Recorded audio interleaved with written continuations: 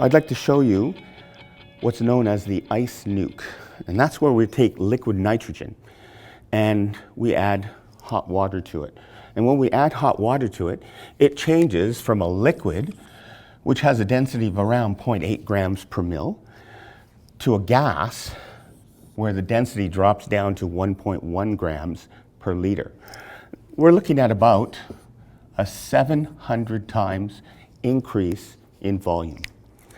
And so what you're going to see here is the liquid nitrogen that we'll put inside this container.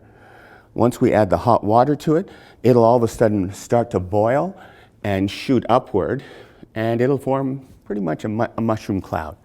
So let's have a look at that. I'll take about 2 liters of liquid nitrogen, and we're going to add to that the hot water. Are you ready? In 3, 2, 1, fire.